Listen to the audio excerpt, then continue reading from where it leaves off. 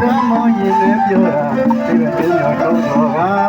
ကပရိသတ်ပေါင်းတွေတော့ကန့်ချက်ရထတော်မူကြ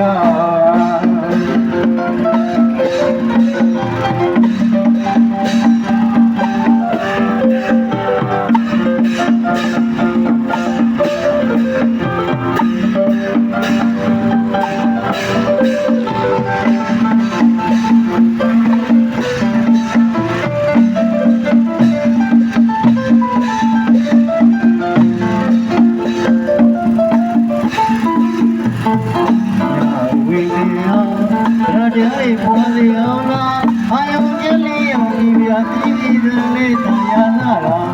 နာဝေယတရားပေါ်စီအောင်လားအာယုံကျလေးရောက်ဒီပြာစီစီစလေးတရားနာတာခမကြီးရကလူကလို့လုံးမသူရှာတရားပေါ်လူငန်းတနိုင်အောင်လားမြဲပဲစိတ်ကတွေ့လို့တရားတော်ရှင်မြတ်ပါဆုံးမက